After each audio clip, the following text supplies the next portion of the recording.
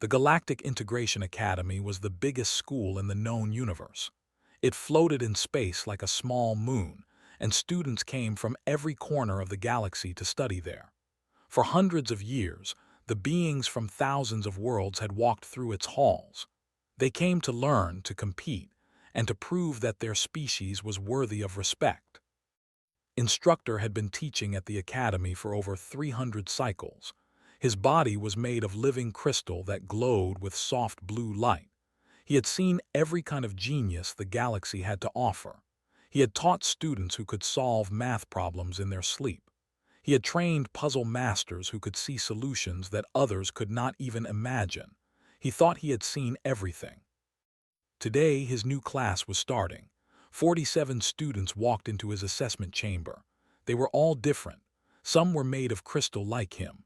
Some were clouds of colored gas floating in special suits. Some had bodies that bent in strange ways that hurt to look at. And among them, walking in last, was something had never taught before. A human. Park was 23 years old by Earth counting. He was thin and not very tall. His eyes were sharp and always watching. He walked quietly and did not try to get attention. The other students looked at him with curiosity. Humans were new to the galaxy. They were considered young and simple. Many of the other students wondered why a human was even allowed in the advanced problem-solving class. Found an empty seat near the back. He did not speak to anyone. He simply waited. Raised one of his crystal arms. In it, he held a small metal cube. The cube was beautiful in a strange way. Its surface was covered with tiny plates that could slide and move. There were hidden buttons and secret compartments. This was the cube, one of the most famous puzzles in the galaxy. "Welcome to your first assessment," said. His voice came through the translation machine so everyone could understand. "I am holding the cube. It has been used to test students for 900 years. The average time to solve it is 16 hours. The academy record is 4 hours and 12 minutes. You have until the end of the day." His assistants began handing out the cubes.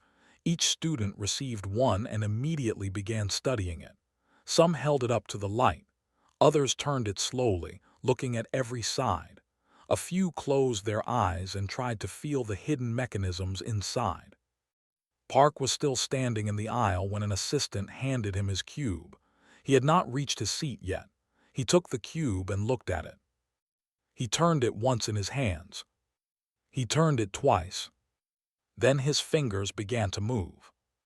It was not fast or frantic. It was calm, almost lazy. His fingers pressed here and slid there. Plates shifted. Something clicked. A hidden compartment opened which let another piece move which released another lock. The whole room had gone quiet. Every student had stopped what they were doing.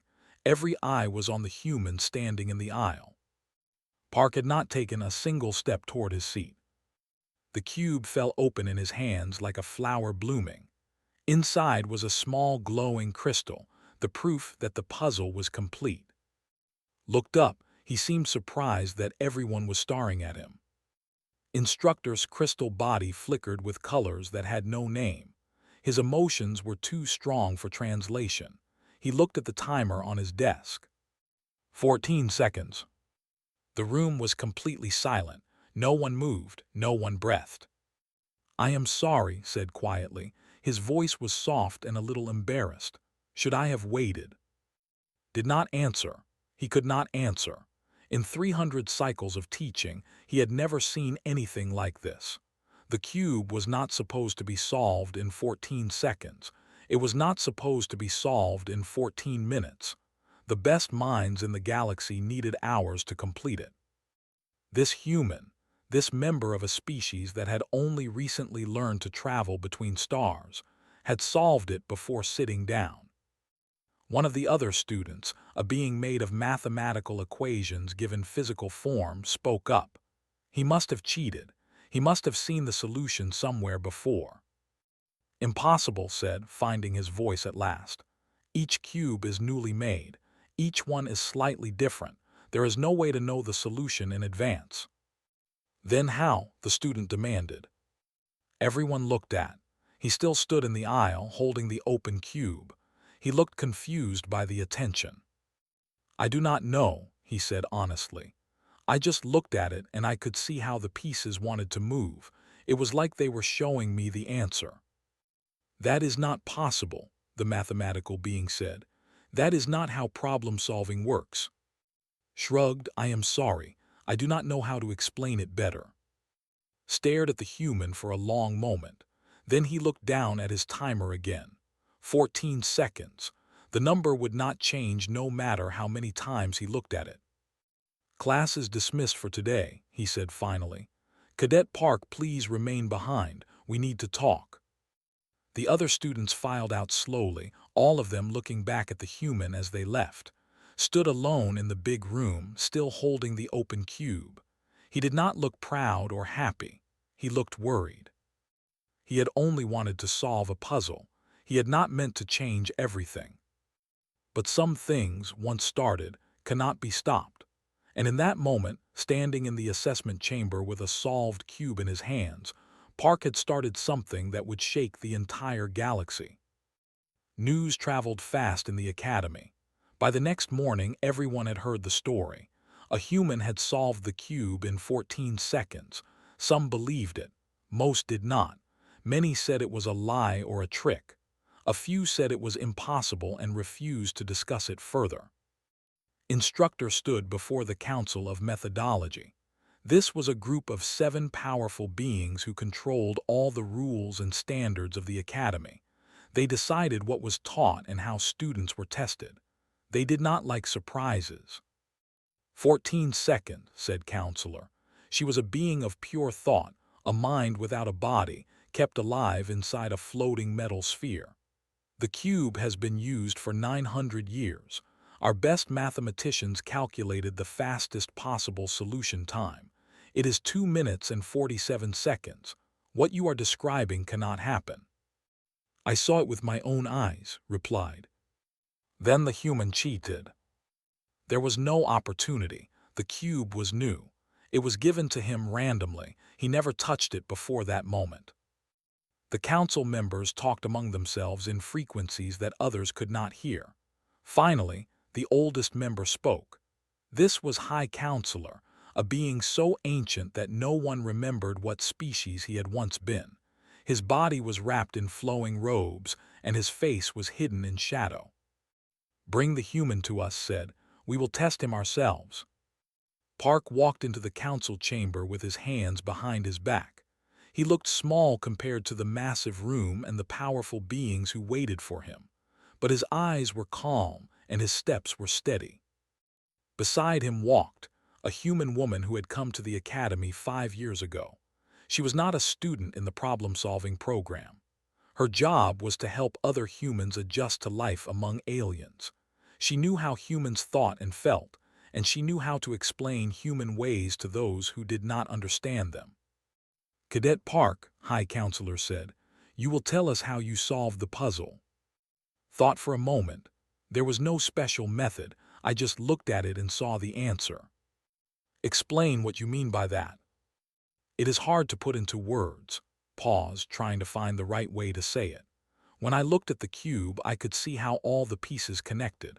I could see where they needed to go. It was like looking at a rope with many knots. You can see the knots and you can imagine them coming undone. The cube was the same. I could see all the moves at once and the answer was just there. Counselor's sphere pulsed with doubt. Humans have been studied. Your species has no special mental powers. You cannot see the future. You cannot think in multiple dimensions. What you are describing should not be possible for a human brain. Stepped forward, if I may speak, counselors. Nodded. What describes is actually normal for humans, said. We call it intuition. It is a kind of thinking that happens below our awareness. Our brains take in information, process it very quickly, and give us answers without showing us the steps. We do not always understand how we know things. We just know them.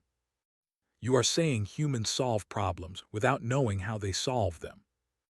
Yes, exactly. Human brains grew in a dangerous world. We had to make fast decisions to survive. So our brains learn to work in the background, putting together patterns and connections without our conscious mind being involved. Sometimes the answer just appears in our thoughts, like a gift. We call our best thinkers geniuses, but really they are just people whose brains do this background work better than most. Counselor did not sound convinced. This sounds like a clever excuse for cheating. Then test him again, said simply. Give him something he has never seen before, something no human has ever seen. If he solves that too, you will know he is telling the truth. The council members looked at each other. There was a long silence. Very well, High Counselor said finally. We will test him, but not with ordinary puzzles. We will use the testing gauntlet. His face went pale. The gauntlet that has not been used in 200 years. If this human is truly special, he will survive it. If he is a fraud, we will know. Leaned forward, his hidden face turning toward. Cadet Park, do you accept this challenge? Looked at, she shook her head slightly, warning him. The testing gauntlet was legendary. It was a series of the hardest challenges ever created. The last person to finish it had taken 47 days. Many who entered never came out. But thought about the looks he had seen on the other students' faces. The doubt, the anger, the belief that he was a liar and a cheat. He thought about all the humans who would come after him. If he refused, they would always be seen as frauds too. He turned back to the council. I accept, he said. Closed her eyes. She wanted to argue, to stop him, to explain how dangerous this was, but she knew that look in his eyes. She had seen it in humans before. It was the look of someone who had made up their mind. For better or worse, Park was going into the gauntlet. And nothing would ever be the same again. The testing gauntlet was built 200 years ago by 17 different species working together. Each species had added their hardest puzzles, their most impossible challenges, their most confusing riddles. It was never meant to be completed quickly. It was meant to break the proudest minds and humble the greatest geniuses. The entrance was a massive door covered in writing from 100 different languages. Park stood before it, looking very small. Behind him, thousands of beings had gathered to watch. Students had come from every part of the academy. Teachers had canceled their classes. Ships had arrived from nearby star systems carrying beings who wanted to see this moment with their own eyes. Most of them expected to see a fraud exposed. A few hoped to see something wonderful. Walked beside as guards led them to the entrance. You can still say no, she told him quietly. No one would blame you. Shook his head. If I do not do this, they will always think I cheated. And he looked at the great door and something like hunger appeared in his eyes. I want to know if I can. The door opened. Cold air rushed out, carrying the smell of metal and old dust. Beyond was darkness. The rules are simple, a mechanical voice announced. Complete all chambers to exit. There is no time limit. Food and water will be provided. You may rest when needed. Begin. Took a deep breath, then he walked into the darkness. The first chamber was a maze, but not an ordinary maze. The walls moved constantly, sliding and shifting. The floor tilted in different directions. Gravity itself changed, sometimes pulling sideways, sometimes pulling up.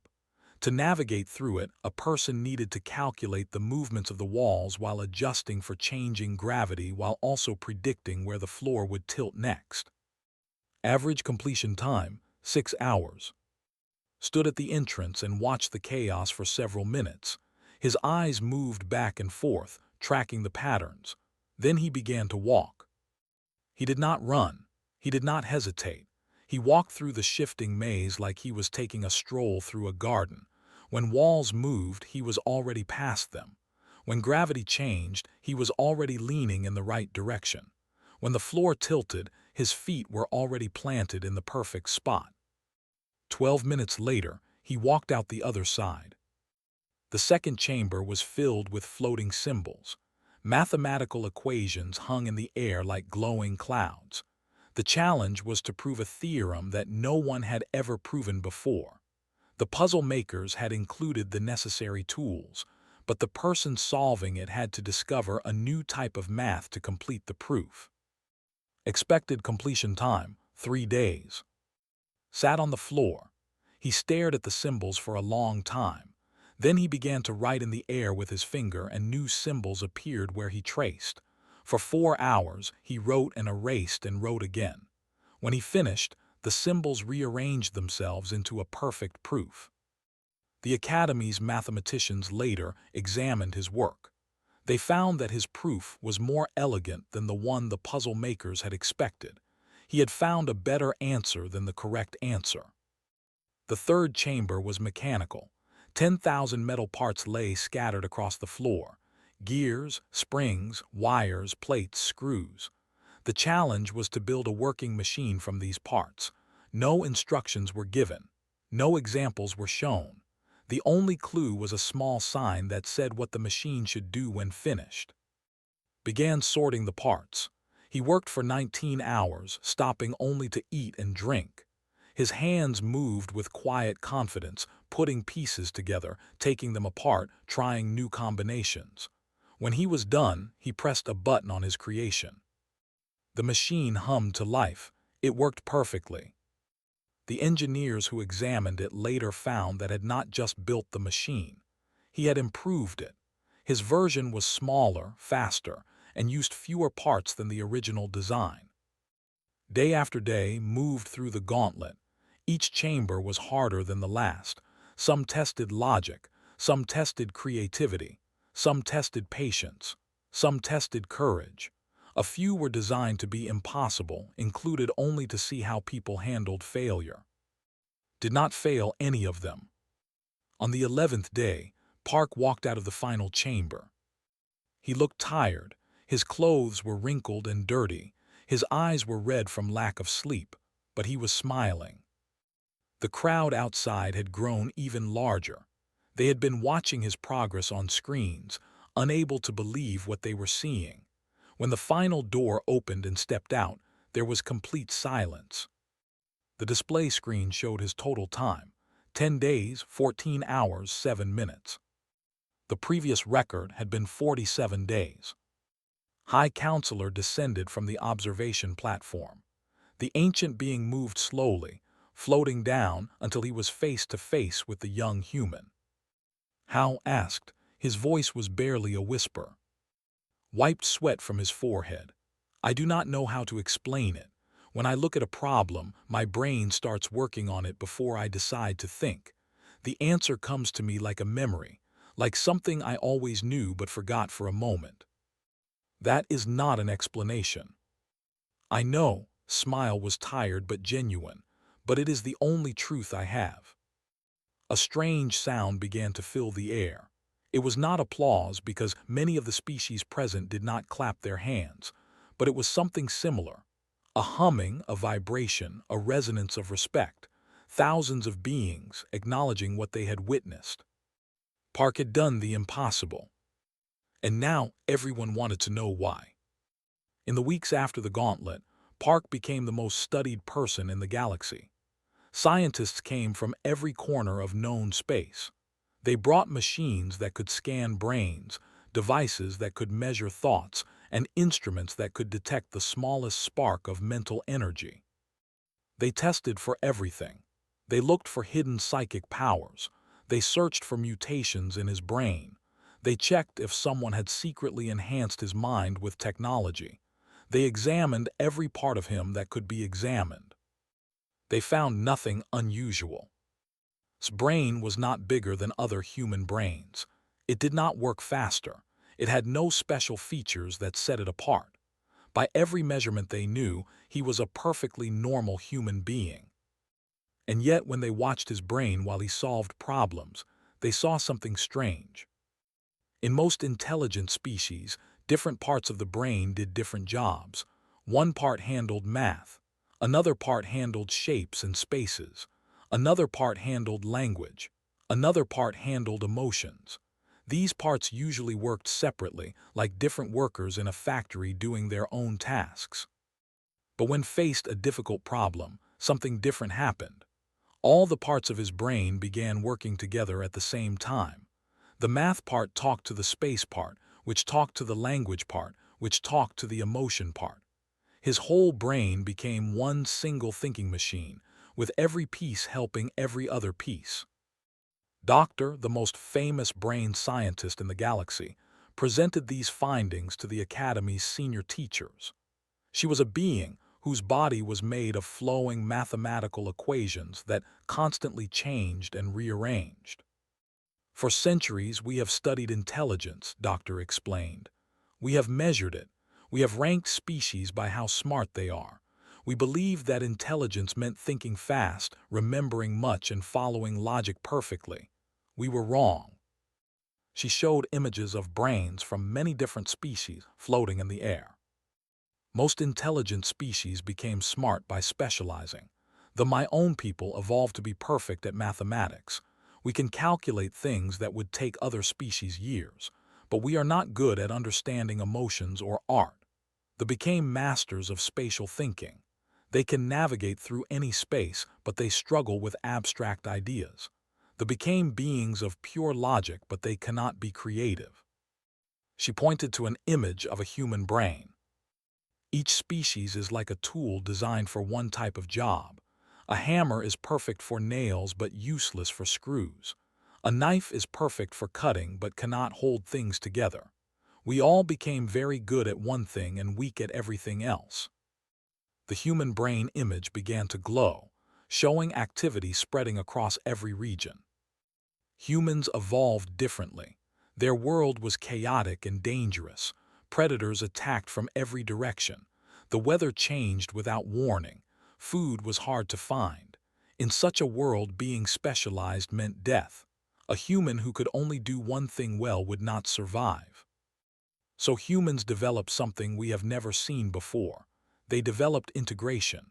Their brains learned to connect every type of thinking together, logic with emotion, math with creativity, analysis with intuition. When a human faces a problem, their entire brain works on it at once. Counselor spoke from her floating sphere. Are you saying that humans are the species in the galaxy? Doctor's equations rippled with what might have been a laugh. No, I am saying that the word smart does not mean what we thought it meant. Humans are not better at thinking than us. They think differently.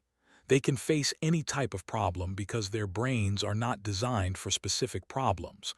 They are designed for all problems. She paused to let her words settle. Think about what that means.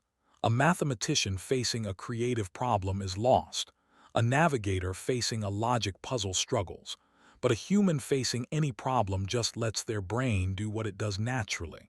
They connect everything together until an answer appears. This is why Cadet Park cannot explain how he solves things. He genuinely does not know. His conscious mind is not doing the work. His whole brain is working below his awareness, making connections he never sees, finding patterns he never looks for. The answer simply rises to the surface like a bubble rising through water. Instructor raised his crystal hand. Are all humans like this? Yes and no. All humans have this ability. It is built into their brains, but most humans never develop it fully. They live in environments that do not push them. They solve easy problems that do not require their full potential. Cadet Park is not a different type of human. He is simply a human whose ability has been awakened. Can this ability be taught? Someone asked. Doctor considered the question.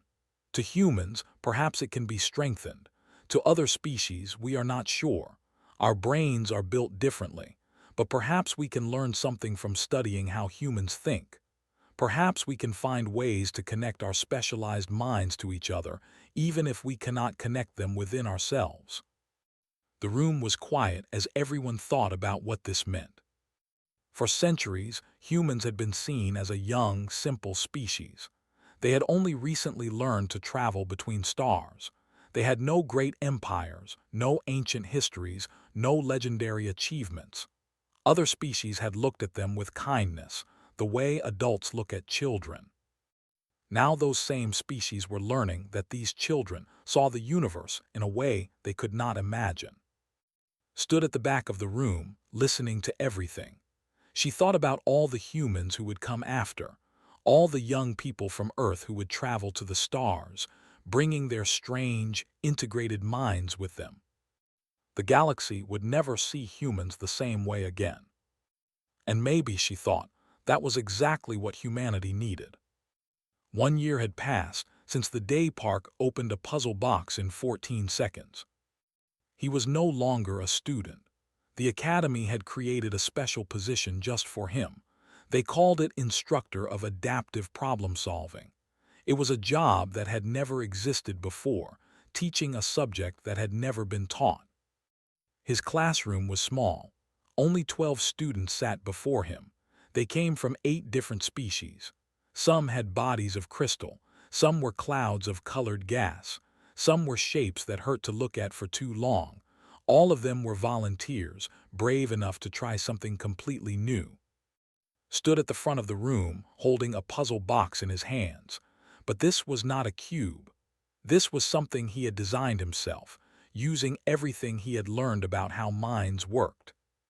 "Before we begin," he said, "I need to tell you something important. You are not here to learn how to think like a human. You cannot do that. Your brains work differently than mine, and that is not a weakness. It is a strength you have not learned to use yet." He set the puzzle box on the table. "What you are here to learn is something else. Integration. The ability to use all parts of your mind together. To stop treating different types of thinking as separate tools and start seeing them as parts of the same process." A student made of pure light flickered with confusion. "But our minds are specialized. That is how we evolved. How can we change what we are?"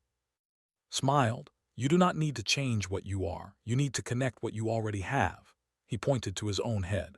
"My brain does this naturally because humans evolved in chaos. We had no choice but to adapt, but adaptation is not a human thing. It is a survival thing, and every species in this room has survived. You all have the ability to grow beyond your limits. You just need to learn how." He picked up the puzzle box again. "This is your first lesson. I designed this puzzle to be unsolvable using only one type of thinking. If you use only math, you will fail. If you use only spatial reasoning, you will fail. If you use only logic or only creativity or only intuition, you will fail." He opened the box in his hands with a simple twist. Inside was a small glowing crystal. "But if you learn to let all these things work together, to trust the connections between different parts of your mind, you will find that the answer was always there. It was just waiting for you to see it." He closed the box and set it back on the table. "Now each of you will try. Do not worry about failing. Failure is how we learn. The only true failure is refusing to try." One by one, the students picked up identical boxes that assistants handed out. They turned them in their hands, studying them with their different types of eyes and senses. Some began immediately, trying their usual methods. Others sat quietly, trying to feel something new happening in their minds. Watched from the doorway. In the year since the gauntlet, her own job had changed too. She was now the Academy's Human Integration Director. Her job was to help humans and aliens understand each other, to build bridges between minds that thought in different ways. She watched move between his students, offering encouragement and gentle guidance. He never told them the answers. He only helped them find new ways to look at the problems. "You are thinking too much with your logic center," he told one student. "Let your emotions participate. How does the puzzle make you feel? What does your frustration tell you about where you are stuck?" To another student, he said, "You are relying too much on pattern recognition. Close your eyes and imagine the puzzle as a story. What is the beginning? What is the middle? What wants to happen at the end?" Strange advice for a problem-solving class. But slowly, something began to change in the room. The students stopped fighting the puzzle with their strongest abilities. They started listening to the quieter parts of their minds, the parts they usually ignored. After 3 hours, one student solved the puzzle. She was a being of crystalline thought, a species known for pure logic and nothing else. When the box opened in her hands, she stared at it with an expression that might have been shock. "I did not solve it with logic," she whispered. "I solved it by imagining how happy I would feel when it opened, and then my mind showed me the path to that happiness." Nodded, "You used emotion to guide your logic. You let different parts of yourself work together.